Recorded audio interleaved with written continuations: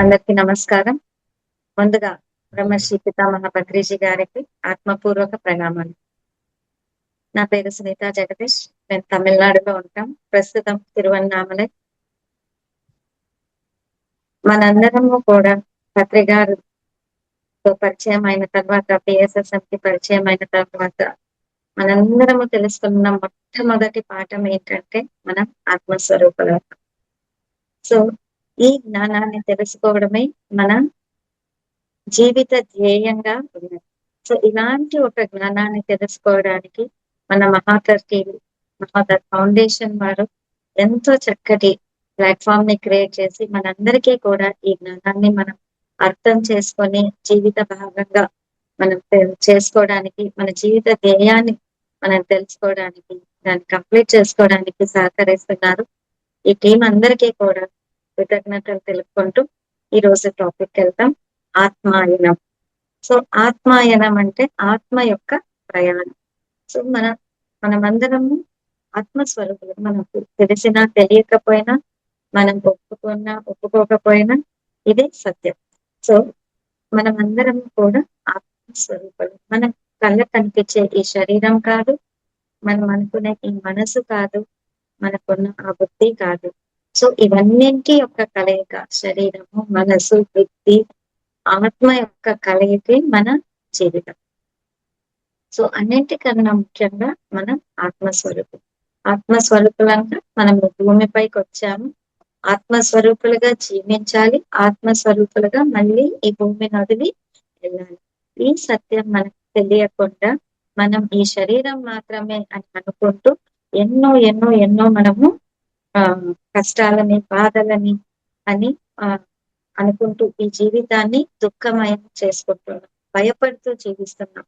కానీ ఎప్పుడైతే ఈ సత్యం మనకి అనుభవపూర్వకంగా తెలుస్తుందో, ఎందుకంటే మన వేదాలు, పురాణాలు, మనం భారతదేశంలో పుట్టాము, ఎంతో ఎంతో ఎంతో మన ఎన్నో జన్మల పుణ్యం చేసుకున్నట్టే ఈ భారతదేశంలో మనం పుట్టగలుగుతాం. ఎందుకంటే ఇక్కడ సంస్కృతి మనకు నేర్పిస్తున్న మొట్టమొదటి పాఠం మనం ఆత్మస్వరూపులం. సో అవన్నీ కూడా చెప్తున్నాయి, మనం చదువుతున్నాం, కానీ అవంతా కూడా ఆ థియరీలోనే ఉన్నాయి. అంటే మనం ఆత్మలో మనం చెప్పుకోవడం వరకే ఉన్నాయి, కానీ ఆత్మస్వరూపులుగా జీవించటం లేదు. ప్రాక్టికల్ గా మనం దాన్ని అనుభవించటం లేదు. ఆ జ్ఞానంతో మనం జీవించినప్పుడు మనకు దుఃఖం అన్నది అస్సలు మనలో ఉండదు, భయం అన్నది ఉండదు.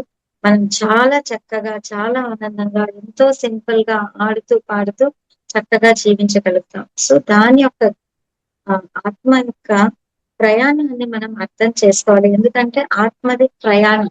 అది దానికి ఆరంభం అన్నది ఉండదు, అంతం అన్నది ఉండదు. దాన్నే ఆత్మ అని అంటాం అనమాట. సో ఎక్కడ పుడుతుంది, ఎక్కడ అంతం అవుతుంది అంటే ఎక్కడ అంతం అవ్వడం అన్నది ఉండదు. రూపాలు మారుస్తుందే తప్పితే దాని యొక్క అంతం, ఆరంభం అనేది ఉండదు అన్నమాట. సో అలాంటి ఒక గొప్ప ఆత్మ స్థితిలో మనం జీవించాలి. సో మొట్టమొదటిగా ఆత్మ ఒక పూర్ణాత్మలో నుంచి విడిపడినప్పుడు, ఎందుకంటే అది పూర్ణాత్మలో ఏకమై ఉంది ఆత్మ, కానీ విడిపడినప్పుడు ఒక అంశాత్మగా భూమిపైకి మొట్టమొదటిగా వచ్చినప్పుడు సెపరేట్ గా ఆల్రెడీ ఉంది పూర్ణాత్మగా, కానీ పూర్ణాత్మ ఇంకా ఎదగాలి అని అనుకున్నప్పుడు అంశాత్మలను విడుదల చేస్తుంది. అంశాత్మలుగా వచ్చి ఆ ఆత్మల ద్వారా జ్ఞానాన్ని పొంది ఇంకా ఎదుగుతుంది. అలాంటి ఒక పరిస్థితిలో ఆ అంశాత్మ మొట్టమొదటిగా భూమి మీదకి వచ్చినప్పుడు ఖనిజ రూపం తీసుకుంటుంది. అంటే రాళ్ళు, రప్పలు, ఇసుక, మట్టి అని చిన్న చిన్న రేణువులు అని అలాంటి ఒక రూపం తీసుకొని అక్కడ ఏం పాఠాలు నేర్చుకోవాలో నేర్చుకుంటూ అది కూడా ఆ స్థితిలో కూడా ఎదుగుతూ ఉంటుంది. అందుకే చైతన్యం అన్నది ప్రతి ఆ దానిలోనూ ఉన్నది. సో భూమిపైన మనకు కళ్ళకు కనిపించే ప్రతి వస్తువులోనూ, అంటే మనం అనుకుంటాం కదా ప్రాణం లేని వస్తువులు ఇవన్నీ అనేసి, కానీ దానిలో కూడా చైతన్యం అన్నది ఉంది. సో రాళ్ళు రప్పల్లోనే ఉన్నప్పుడు మనం చూసే ప్రతి దానిలోనూ కూడా ఈ ఇంటిలో, గోడలో, ఒక కుర్చీలో, ఒక దీనిలో ప్రతి దానిలో కూడా ఆ చైతన్యం అన్నది ఉంటుంది. అందుకే దైవ స్వరూపం ఎక్కడ ఉందంటే అంతటా ఉంది అని. సో మన కళ్ళకు కనిపించకపోవచ్చు, మనం చూడలేకపోవచ్చు, అనుభవించలేకపోవచ్చు. కానీ కలిగి ఉంది. చైతన్యం అన్నది కలిగి ఉంది. సో ఆ ఖనిజ స్థితిలో ఉన్నప్పుడు ఏం పాఠాలు నేర్చుకుంటామంటే సహనం అన్న పాఠం నేర్చుకుంటాం. సో మొట్టమొదటి పాఠం మనం ఈ భూమిపైకి పడతూనే మనం నేర్చుకునే పాఠం ఏంటంటే సహనం. కానీ మనము ఆత్మ ఎంత ఎదిగిన తర్వాత కూడా ఆ సహనం కోల్పోయి ఈ మానవ జన్మ మనం తీసుకునేకి ముందు ఆత్మ ఎన్నో ఎన్నో ఎన్నో పాఠాలు నేర్చుకుని ఉంటది. కానీ వాటన్నింటిని మర్చిపోయి మళ్ళీ ఆ పాఠాలన్నీ గుర్తు చేసుకుంటూ ఉంటదన్నమాట. కాబట్టి మనం మొట్టమొదట నేర్చుకునే పాఠం ఏంటంటే సహనం అని. ఆ సహనంతో మనం ఎప్పుడైతే ఆ పాఠం నేర్చుకుంటూ ఉంటామో ఖనిజ స్థితిలో అది రూపం మార్చుకుంటూ, మార్చుకుంటూ, మార్చుకుంటూ ఖనిజంలోనే ఉన్నతమైన స్థితికి వెళ్ళినప్పుడు క్రిస్టల్ అనే రూపం దాల్చగలి. సో ఖనిజంలో ఉత్తమమైన స్థితి ఏంటి అంటే క్రిస్టల్. సో క్రిస్టల్ అన్న ఒక అంటే క్రిస్టల్ క్లియర్ కట్ గా ఉంటదనమాట. ట్రాన్స్పరెంట్ గా ఉంటది. సో ఇలాంటి ఒక రూపం తీసుకున్న తర్వాత అది నెక్స్ట్ స్థితికి ఎళ్తదనమాట. సో అలాగా మనం ఎన్నో జన్మలు, ఎన్నో వందల జన్మలు మనము ఆ ఖనిజ స్థితిలో ఆత్మ ఉంటూ తన పాఠాలతో నేర్చుకుంటూ ఆ స్థితిని దాటి వృక్ష జాతికి వస్తది.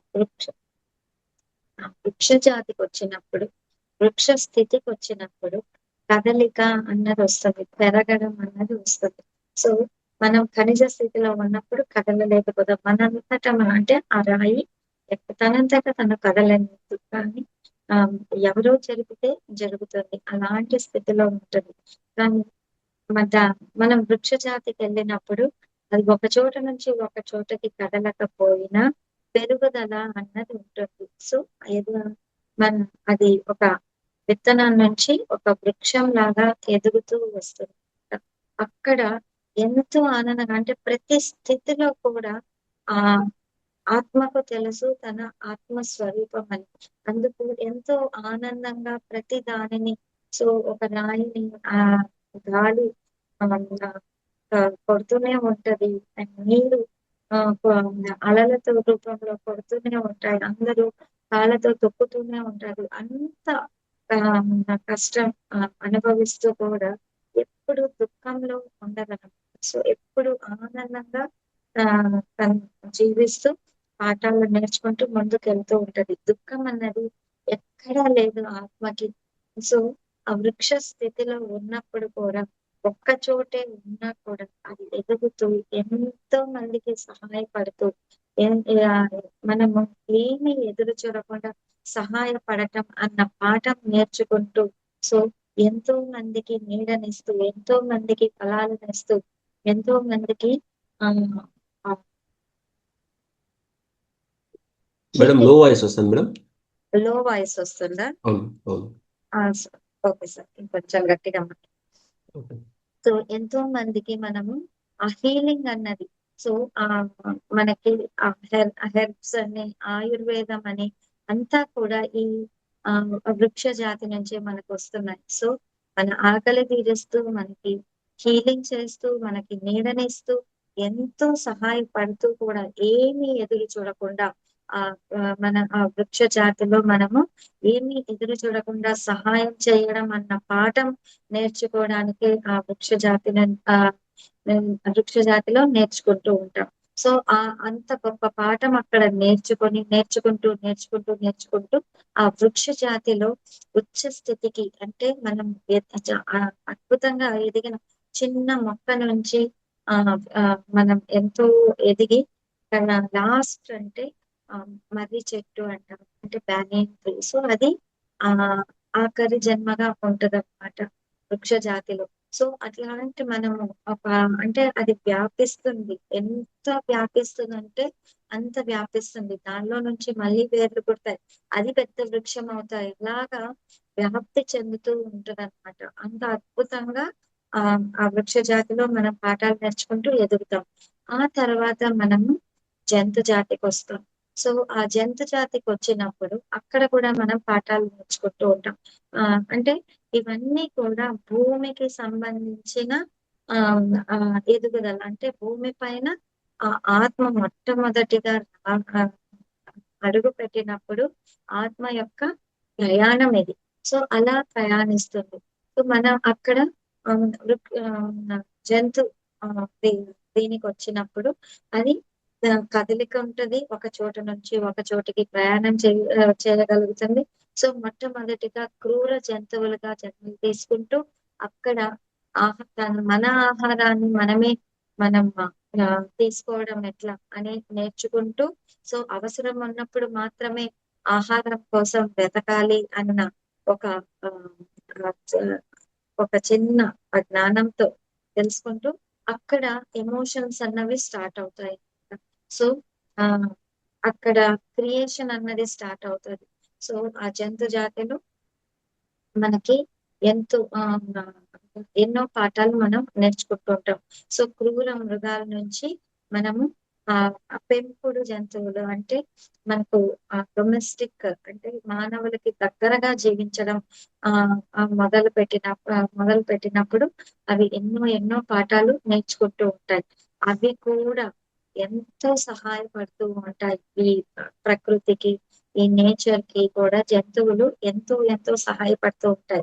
అక్కడ యోగాసనాస్ అన్నవి మనము ఆ జంతు జాతి నుంచే మనము యోగాసనాస్ అని నేర్చుకున్నాం అనమాట. సో అవి ఏవి కూడా తనకి ఏదైనా ఆ, ఆరోగ్య పరంగా దానికి ఒక ఇది వచ్చినప్పుడు తనంతట తాను హీల్ చేసుకుంటుంది. ఎప్పుడు కూడా బాధపడదు, దుఃఖపడదు, ఇంకొకరి పైన ఆధారపడదు. సో తనకి తాను ఎట్లా హీల్ చేసుకోవడం అని తెలుసుకుంటూ ఎంత చక్కగా ఎదుగుతాయంటే ఒకదానికొకటి సహాయపడుతూ ఇక్కడ దాకా కూడా గ్రూప్ సోల్ అని ఉంటది. అంటే ఒక ఆత్మ ఎన్నో ఆ ఉమ్, రూపాలు తీసుకుంటది. అంటే ఒక గ్రూప్ సోల్ లాగా ఉంటది అనమాట.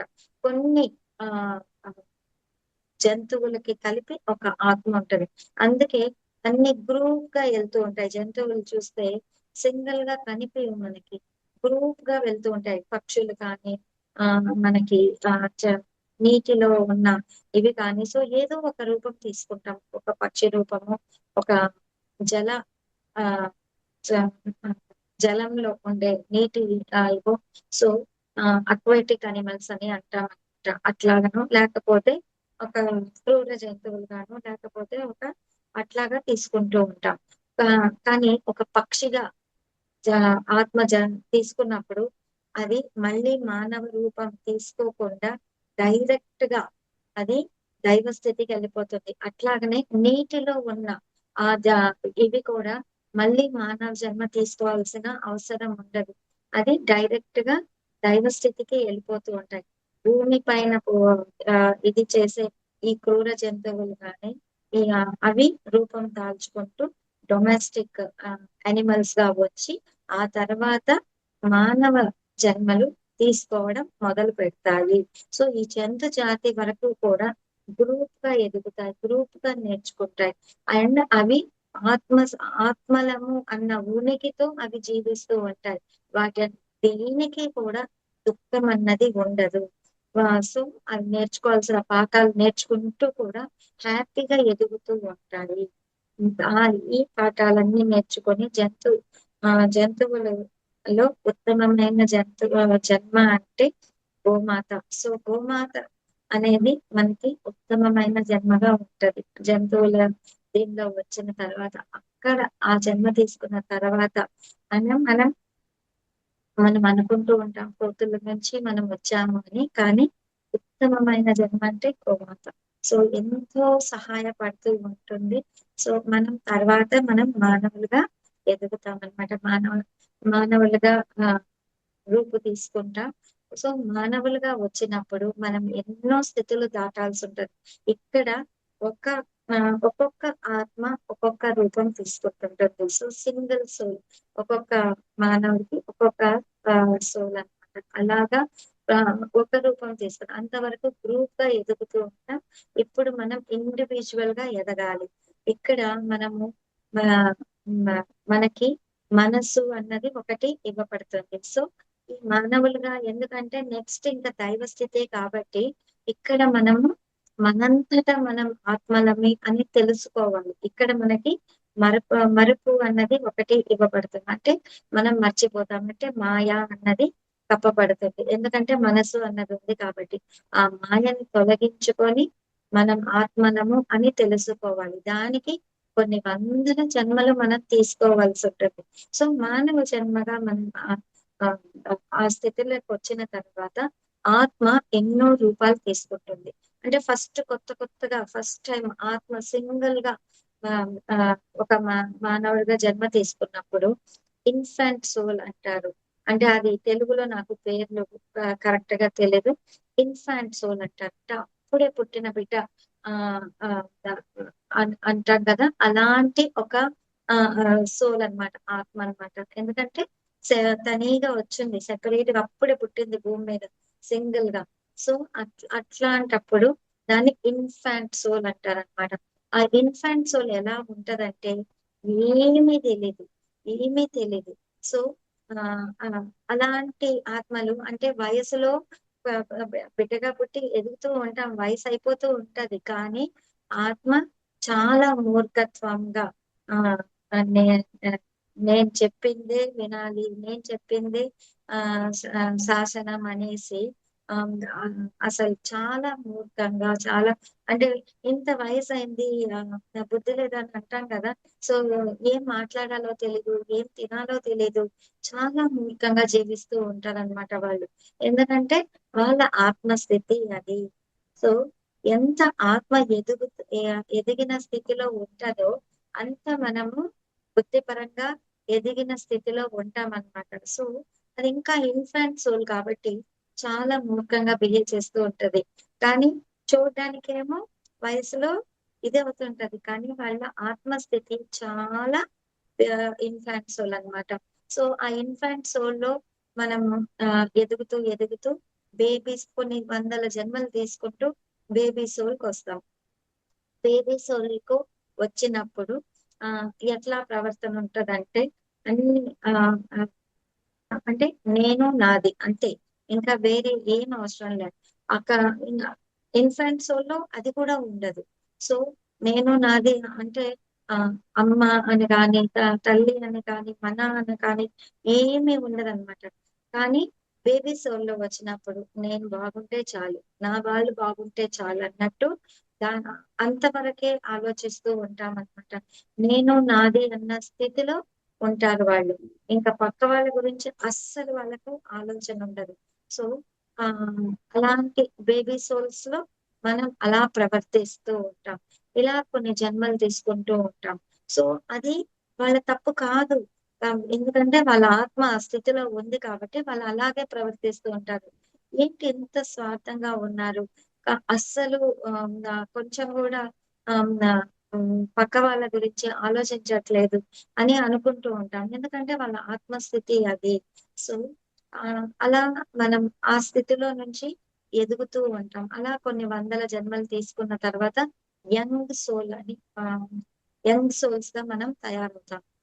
ఆ యంగ్ సోల్స్ గా మనం భూమి మీద వచ్చినప్పుడు వాళ్ళకి ఏంటంటే ఎప్పుడు ఛాలెంజెస్ తీసుకోవాలి, ఎప్పుడు మనము ఏదో ఒకటి అంటే రిస్క్లు ఎత్తుకుంటూ ఉంటారు. అంటే కొత్త కొత్తవి ప్రయోగాలు చేస్తూ ఉంటారు. బైకుల మీద స్పీడ్ గా నడపడము, రేసులకు వెళ్ళడము, అంటే వాళ్ళు ట్రెక్కింగ్స్ చేసేయడము, ఆ ఒక అంటే కొత్త కొత్త వ్యాపారాలు చేసేయడం, రిస్క్లు ఎత్తుకుంటూ ఉంటారన్నమాట. సో ఆ రిస్క్లు ఎత్తుకోవాలి, ఛాలెంజెస్ ఎత్తుకోవాలి. అవి యంగ్ సోల్ యొక్క ప్రవర్తన అట్లా ఉంటదన్నమాట. సో ఆ యంగ్ సోల్స్ వాళ్ళకి ప్రాణ భయం అనేది కానీ, లేకపోతే ఆ మనం దీని వల్ల మనకి నష్టం కలుగుతుందా, ఇతరులకి బాధ కలుగుతుందా, ఏమీ ఉండదు. వాళ్ళు ఛాలెంజ్, ప్రతిదీ ఒక ఛాలెంజ్ లాగా ఎత్తుకొని చేసేస్తూ ఉంటారన్నమాట. సో దాని యొక్క ఆ ఆ, ఇది ఏమి ఆలోచించదు. నష్టము కష్టము దాన్ని బుర్ర పెట్టరు అసలు. అనుకుంటే చేసేయాలంతే, అలా ఉంటారు అనమాట. సో యంగ్ సోల్స్ లో అలా ఉంటారు. అక్కడి నుంచి మనము ఒక ట్రాన్సెండెంటల్ సోల్ అని ఉంటాయి. అక్కడ ట్రాన్స్ఫర్మేషన్ జరుగుతుంది. అంటే ఏంటిది, మనం ఎక్కడికి పరిగెడుతున్నాం, ఏం పరిగెడుతున్నాం? సో ఒక ట్రాన్స్ఫర్మేషన్ అనేది జరుగుతుంది మన జీవితంలో. అంటే ఆలోచన అనేది మొదలవుతది. ఏం చేస్తున్నాం, మనం ఎందుకు పుట్టాము, ఇదే నా జీవితము, దీనికోసమే వచ్చామా, అందరిలాగా మనము జంతువులాగానే పుడుతున్నాము, ఎదుగుతున్నాము, చస్తున్నాము. సో దీనికోసమా పుట్టాము అన్న ఆలోచన కలుగుతుంది. అంటే మనకు వీటన్నిటిలో దుఃఖం అన్నది మనకి ఉండనే ఉంటుందన్నమాట. ఈ దుఃఖం అనేది ఎందుకు వస్తుంది మనకి? సో మనం అన్ని బాగున్నాయి, మన దగ్గర డబ్బులుంది, ఆ ఆ, అందరూ ఉన్నారు మన చుట్టూ, కానీ మనకి ఏదో కొరత ఉంది అన్న ఆలోచన కలుగుతుంది. ఆ ఆలోచన కలిగినప్పుడు దాని గురించి మనము వెతకడం మొదలు పెడతాం. అది ట్రాన్స్ఫర్మేషన్, అది దాని ట్రాన్సెండెంటల్ సోల్ అంటారు అనమాట. అక్కడ మనకి ఒక ట్రాన్స్ఫర్మేషన్ వస్తుంది. అక్కడ వెతకడం అన్నది మొదలు పెడతాం అనమాట. ఆ వెతకడంలో మనకి దొరుకుతాయి ఎన్నో దారులు. సో మనకి భక్తి మార్గం దొరుకుతుంది. ఇక్కడికి పోతే ప్రశాంతత దొరుకుతుందా, అక్కడ పోతే ప్రశాంతత దొరుకుతుందా, ఎక్కడ పోతే మనకు ఆనందం దొరుకుతుంది, మనకు జీవితానికి నిజంగా ఏం కావాలి అన్న వెతకడం అనేది మొదలు పెడుతుంది. ఆ వెతకడంలో మనకు దొరుకుతాయి ఈ మార్గాలన్నీ కూడా దొరుకుతూ ఉంటాయి. సో అట్లా ఏదో ఒక మార్గాన్ని మనం పట్టుకుంటాం. అలా పట్టుకున్నప్పుడే మనకి ధ్యాన మార్గం కూడా మన జీవితంలో వస్తుంది. సాధన మార్గాలు వస్తాయి. జపాలు చేయడము, పూజలు చేయడము, ఏదో ఒక మార్గాలు వస్తాయి. అవి మనం చేస్తూ ఉంటాం. చేస్తున్నప్పుడు మనకి ఆ మెచ్యూర్డ్ సోల్ గా మనం ఎదుగుతాం. అంటే ఒక మెచ్యూరిటీ వస్తుంది మనకి. ఎస్, ఒక క్లారిటీ వస్తుంది. ఆ మెచ్యూరిటీ వచ్చినప్పుడు మనం ఆత్మస్వరూపులం అని తెలుసుకుంటాము. ఎప్పుడైతే మనం ఆత్మస్వరూపులం అని తెలుసుకుంటాము అంటే థియరీగా, అది ప్రాక్టికల్ గా కాదు. నేను చెప్పాను కదా, మనము భగవద్గీత చదువుతాము, వేదాలు చదువుతాము, రామాయణం చదువుతాము, అక్కడంతా కూడా ఆత్మస్వరూపలం అని చెప్తూనే ఉంటారు, కానీ మనకు అవి అర్థం కావు. వింటూ ఉంటాం. ఆత్మస్వరూపలం అని తెలుస్తుంది. భగవంతుడు ఎక్కడ ఉన్నాడంటే అంతటా ఉంటాడని చెప్తూ ఉంటాం, కానీ దాన్ని నమ్మం, ఆచరణలో పెట్టం, అన్నింటినీ భగవత్ స్వరూపులుగా చూడం. కానీ తెలుసు. అది మెచ్యూర్డ్ సోల్ యొక్క స్వభావం. ఆ మెచ్యూర్డ్ సోల్ లో ఉన్నప్పుడు మనము ఆ ఆ భగవంతుడు ఉన్నాడు, భగవంతుడు ఆ అంటే ఒక భయము, భగవ ఆ భయంతో మనము చేస్తూ ఉంటాం అన్ని కూడా. సో అలా మనం ఎదుగుతూ ఉన్నప్పుడు ఆ మెచ్యూర్డ్ సోల్ దగ్గర మనమే భగవంతులం అని తెలుసుకున్నప్పుడు మనము ఓల్డ్ సోల్ అంటే ఒక ఆ సార్, తర్వాత మీకు ఒకవేళ తెలుగులో ఈ పేర్లన్నీ తెలిస్తే చెప్పండి. నేనైతే ఇంగ్లీష్ లో చెప్తున్నాను. సో ఓల్డ్ సోల్ అని అవుతాం అనమాట. సో ఆ ఓల్డ్ సోల్ కి ఏంటంటే అనుభవ పూర్వకంగా కూడా తెలుస్తుంది మనం ఆత్మస్వరూపలం అనేసి, అనుభవ పూర్వకంగా కూడా తెలుసుకుంటుంది. సో అప్పుడు మిగతా వాళ్ళని అంటే మిగతా జీవులను కానీ మిగతా వాళ్ళని కూడా, మన చుట్టూ ఉన్న వాళ్ళని కూడా సమంగా చూడడం మొదలవుతుంది. ఎవరు తక్కువ కాదు, ఎవరు ఎక్కువ కాదు, అందరి దగ్గర నేర్చుకోవాలి, అందరిలోనూ ఆ దివ్యత్వం అన్నది ఉన్నది అని అర్థమవుతుంది. సో ఇక్కడ మనకు తెలుస్తుంది, మనకి ఏదైతే బాధ కలుగుతుందో ఇతరులకు కూడా అదే బాధ కలుగుతుంది. మనము మాటల ద్వారా కానీ ఆలోచన ద్వారా కానీ ఎవ్వరికి హాని చెయ్యకూడదు. సో అందరినీ మిత్రత్వ భావంతో చూడాలి, అందరికీ ఆ ఫ్రీడమ్ ఇవ్వాలి. సో మనము ఆ, ఆ, అందరికీ ఆ స్వతంత్రం అన్నది ఇవ్వాలి. సో ప్రతి ఒక్కరూ వాళ్ళ పాఠాలు నేర్చుకోవడానికి వచ్చారు అని అర్థమవుతుంది.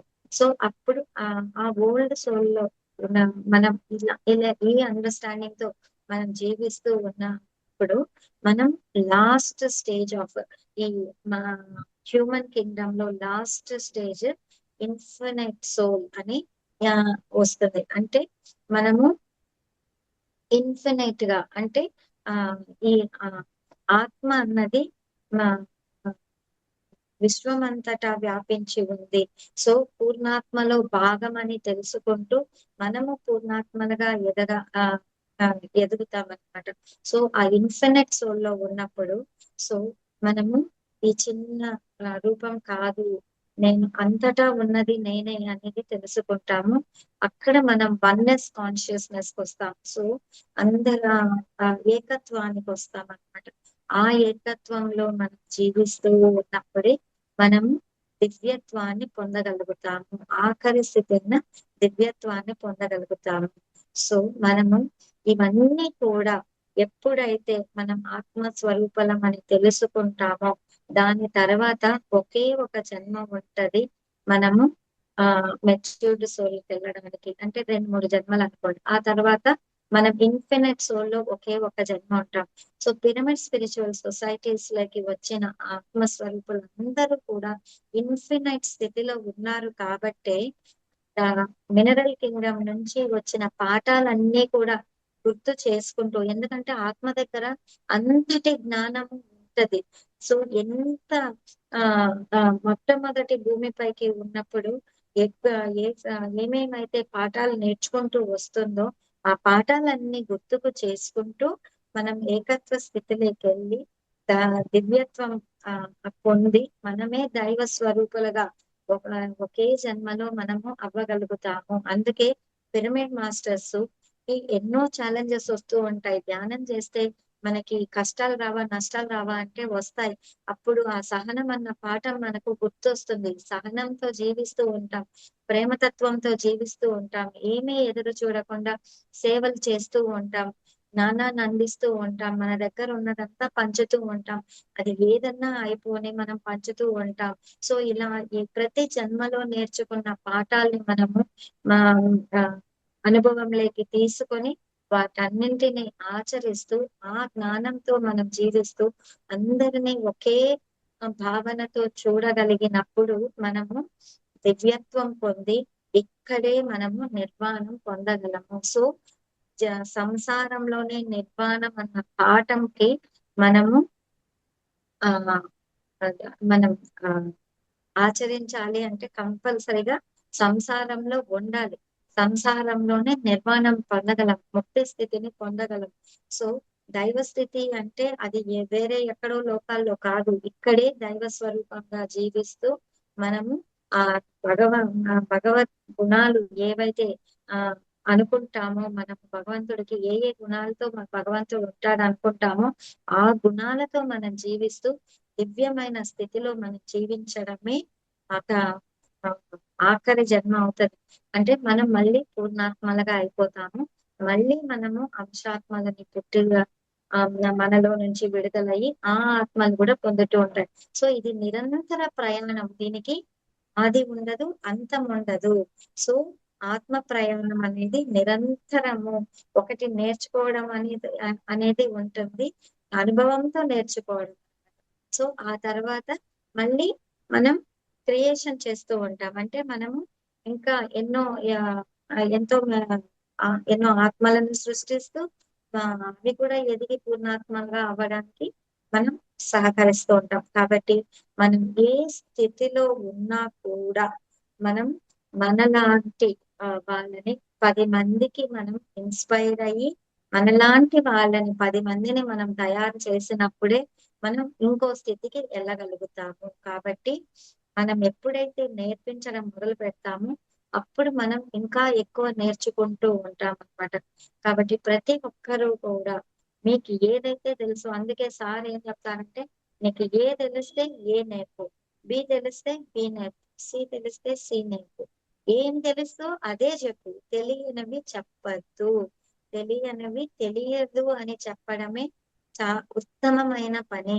సో తెలియనివి తెలిసినట్టు చెప్పిన మనం మళ్ళీ దిగజారాల్సిందే.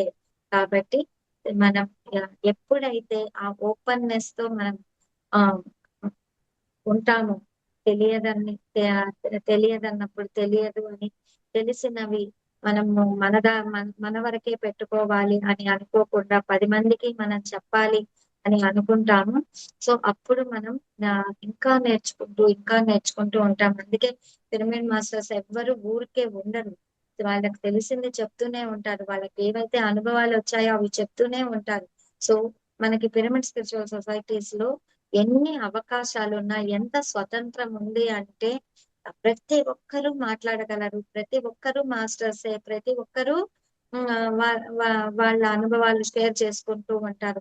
ఇక్కడ వాళ్ళ అనుభవాలే మాట్లాడతారు వాళ్ళు. కాబట్టి ఏదో పుస్తకాలు చదివి మాట్లాడేరు కాబట్టి అనుభవం మాట్లాడుతుంది. కాబట్టి అందరికి వాళ్ళకి లోపల హృదయానికి అత్తుకుంటుంది.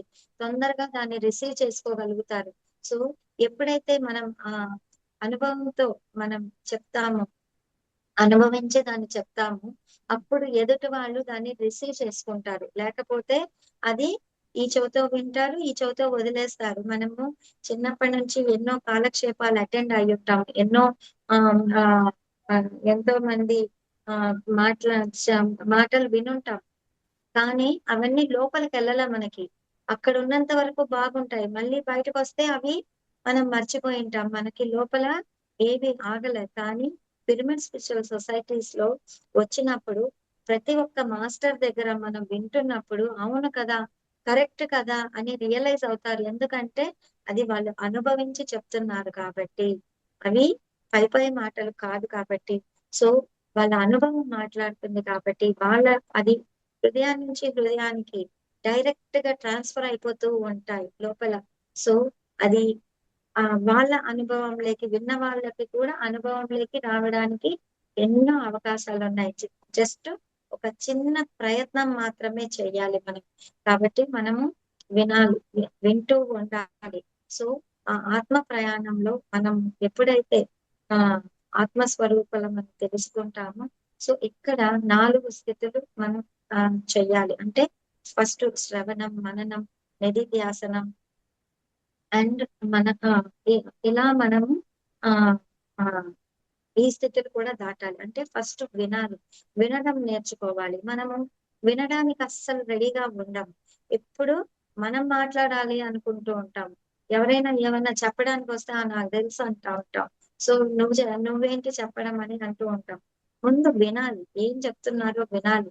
సో ఏదైనా మనకి దానిలో పనికొచ్చే పాయింట్, చిన్న పాయింట్ ఉన్నా కూడా దాన్ని ఎత్తుకోవాలి. ఎత్తుకొని దాన్ని మనం ప్రాక్టీస్ లోకి పెట్టాలి. అందుకే చెప్తారు భగవద్గీతలో, ఒక చిన్న మాట చాలు మన జీవితం ఆ ఆ ముక్తి, అంటే మనం ముక్తి పొందడానికి అని అంటారు. ఆ ఒక్క చిన్న మాట విని అర్థం చేసుకొని ఆచరణలో పెడితే చాలు మనకు ముక్తి అనేది ఈజీగా వస్తది. అంతేకాని కేవలం ఆ 18 అధ్యాయాలు రోజు పారాయణం చేయడం వల్ల ఏమి రాదు. దాన్ని మనం చదివి చదివి చదివి ఆ మనకి ఏ ఏ పుణ్యము దొరకదు, ఏ ముక్తి దొరకదు. దానిలో ఒక చిన్న మాట మనం అర్థం చేసుకుంటే చాలు మనం ముక్తి పొందగలము అని చెప్తారు. కాబట్టి ప్రతి దానిలోనూ లోతుల్లోకి వెళ్ళాలి, దాని మీనింగ్ తెలుసుకోవాలి, మనకు తెలిసిన భాషలో దాన్ని అర్థం చేసుకోవాలి. అప్పుడు దాని వల్ల ప్రయోజనం ఉంటది. అందుకే పత్రి గారి యొక్క స్పీచెస్ మనం విన్నామంటే చాలా సరళమైన భాషలో మనకి నేర్పుతారు. ఇంతటి జ్ఞానం కూడా చిన్ని చిన్ని మాటల్లో ఆయన చెప్పినప్పుడు ఓహో ఇంతేనా అనేది అర్థం అవుతది. సో ఆయన ఏం చెప్పారు భగవద్గీతలో, సారు మాటల్లో నేను మమ అని ఒకే శ్లోకంలో వాడారు. సో ఆ శ్లోకం ఏంటో నాకు తెలీదు, కానీ ఆ జ్ఞానం నాకు తెలుసు. ఎందుకంటే నేను సారు మాటల్లో అది విన్నాను కాబట్టి. ఆ మమ అహం అని ఒకే శ్లోకంలో వస్తది. మమ అనేది అన్నా నేను, అహం అన్నా కూడా నేనే. ఒకే శ్లోకంలో 2 విధాలుగా ఎందుకు వాడారు? మమ అని ఒక దగ్గర, అహం అని ఒక దగ్గర వాడారు. ఎందుకు వాడారు? రెండిటి అర్థము నేను అనే కదా. అంటే మమ అంటే శరీరం అనే నేను, అహం అంటే ఆత్మ అనే నేను. సో 2 నేనే. కానీ శరీర స్థితిలో ఉన్నప్పుడు మమ అనే వస్తుంది, ఆత్మస్థితిలో ఉన్నప్పుడు అహం అనేది వస్తుంది. అంటే అక్కడ ఏమని చెప్పారు? నువ్వు ఆత్మని, అంటే ఆత్మ అనే నేనుని నువ్వు చూసుకుంటే మమ అనే నేనుని నేను చూసుకుంటాను అని చెప్పాడు కృష్ణుడు. అంటే ఆత్మ ఆ, ఆత్మ స్థితిలో మనం ఉంటే, ఆత్మకు కావలసినది మనం చేస్తే, అంటే ధ్యాన సాధన చేసినప్పుడే మనం ఆత్మ స్థితిలో ఉంటాము. సో ఆత్మ స్థితిలో ఉండి నువ్వు ఏ పని చేసినా, శరీర పరంగా నువ్వు ఏమి చేసినా కూడా అది కరెక్ట్ అయిపోతుంది. ఎందుకంటే అది ఆత్మస్థితిలో ఉండి మనం చేస్తున్నాం కాబట్టి. సో అలా దానికి అర్థం అన్నమాట. కాబట్టి ఆ చిన్న పదం మనం అర్థం చేసుకుంటే, ఆత్మ ఆ మనం ఆత్మస్థితిలో ఉన్నామా, శరీర స్థితిలో ఉండి చేస్తున్నామా పనులు అనేది ప్రతి పనిలో కూడా మనం చూసుకుంటే మనము కర్మరాహిత్య స్థితికి పోతాము, ముక్తిని పొందుతాము. సో కర్మ కర్మరాహిత్య స్థితికి పొందడమే మనకి ముక్తి స్థితి అన్నది. సో ఏదో ఒక కర్మ, అది పాపకర్మ కానీ పుణ్యకర్మ కానీ, ఏ కర్మని మనం తగులుకొని ఉన్నా భూమి మీద మళ్ళీ పుట్టాల్సిందే. కర్మరాహిత్య స్థితికి వెళ్ళాలి అంటే నిష్కామ కర్మ చేయాలి. ఆ నిష్కామ కర్మ ఎప్పుడు చేయగలుగుతాము? మనం ఆత్మస్థితిలో ఉన్నప్పుడు మాత్రమే చేయగలుగుతాం. ఆత్మస్థితిలో ఉన్నప్పుడు మనం ఏ పని చేసినా కూడా మనకి కర్మ అన్నది అంటదు. కాబట్టి మనము జీరో కర్మ స్టేట్కి వెళ్తాం. అప్పుడు మనం కర్మరాహిత్య స్థితికి వెళ్తాం. అప్పుడు మనం మళ్ళీ పుట్టాల్సిన అవసరం ఉండదు, ముక్తి స్థితికి వెళ్తాం. సో ఇది నేను అనుభవంతో తెలుసుకున్నాను. నా అనుభవం చెప్తాను ఇక్కడ. ఈ ఆ, నాకు ఒక క్వశ్చన్ ఉండేదన్నమాట. సో ఏంటి ఆ క్వశ్చన్ అంటే, ఆ ఆత్మ వచ్చేటప్పుడు ఏమి తీసుకురాదు, పోయేటప్పుడు ఏమి తీసుకోపోదు అని అంటారు కదా. సో దానికి ఏమి నిప్పులో కాలదు, నీరులో తడవదు, దానికి ఏమి అంటదు అని అంటారు కదా. ఆ మరి ఈ కర్మలు మాత్రం జన్మ జన్మల నుంచి తెచ్చుకుంటున్నాము. ఏ జన్మలో చేసిన పాపము ఈ జన్మలో అనుభవిస్తున్నాము అని అంటారు. సో కర్మను బట్టే జన్మ అని అంటారు. సో ఆ ఆ, ఈ కర్మలు మాత్రం ఎందుకు తీసుకొస్తుంది, ఎందుకు తీసుకుపోతుంది అన్నది నాకు ఒక క్వశ్చన్ ఉండేది. సో దానికి ఎంతో మంది మాస్టర్స్ ని నేను ఆ క్వశ్చన్ అడుగుతూ ఉన్నాను అనమాట. అందరూ వాళ్ళకి తెలిసిందే చెప్తూ ఉన్నారు, కానీ నాకు సాటిస్ఫాక్షన్ లేదు. అంటే కంప్లీట్‌నెస్ అన్నది లేదన్నమాట. సో మళ్ళీ మళ్ళీ ఆ క్వెషన్ వస్తూనే ఉంది. ఒకరోజు నేను షిరిడి సాయిబాబా టెంపుల్‌లో కూర్చొని మెడిటేషన్ చేస్తూ ఉన్నాను. ఒక ఫ్యూ మినిట్సే ఆ గుడిలో ఎంతసేపు కూర్చోపిస్తారు మనల్ని? కొన్ని నిమిషాలే చేశాను. నాకు ఇంట్యూషన్‌లో దీనికి ఆన్సర్ దొరికిందన్నమాట. సో అప్పుడు నాకు కంప్లీట్‌గా యెస్ అని అనిపించింది. ఆ తర్వాత నాకు ఈ సందేహం అనేది లేదు. సో ఏంటి అంటే ఆహ్, ఈ శరీరాన్ని వదిలిపెట్టేటప్పుడు మనము, సో మా శరీరం మాత్రమే ఈ భూమి పైన వదులుతాము. మనకి 7 శరీరాలున్నాయి. ఆ 7 శరీరాలు ఆ లోకానికెళ్తూ వదులుతూ వస్తుంది. So etheric body etheric world's లో, ఆస్ట్రల్ బాడీ ఆస్ట్రల్ వరల్డ్స్ లో, కాసల్ బాడీ కాజల్ వరల్డ్స్ లో, అట్లా ఆ లోకాల్లో ఒక్కొక్క బాడీని వదులుతూ వెళ్తది. అన్ని ఆ శరీరాల్ని వదిలిపెట్టిన తర్వాత ఆత్మ ఉంటది. సో ఈ కర్మలు అనేది ఏ బాడీలో ఉంటాయంటే ఎథరిక్ బాడీలో ఉంటాయి. సో ఎథరిక్ బాడీకి సంబంధించినవే కర్మలు తప్పితే ఆత్మకు సంబంధించినవి కాదు. సో ఆత్మ ఏమి తీసుకురాదు, తీసుకుపోదు. కానీ ఆత్మ భూమి మీద పుట్టాలి, ఎదగాలి అనుకుంటే, ఆత్మ ఎదగాలి అనుకుంటే మాత్రమే భూమి మీద మాత్రమే ఆ జన్మ తీసుకోగలదు. భూమి మీద జన్మ తీసుకున్నప్పుడు మాత్రమే ఎక్కువగా ఎదగగలదు. కాబట్టి ఆత్మ కోరుకొని భూమి మీదకి వస్తుంది. ఎందుకంటే ఎంతో ఆహ్, ఎదగడానికి అవకాశాలు ఆత్మకి స్కూల్ అన్నమాట. సో అది ఒక స్థితి నుంచి ఇంకో స్థితికి వెళ్ళాలి అంటే కంపల్సరీగా భూమి మీదకి రావాల్సిందే.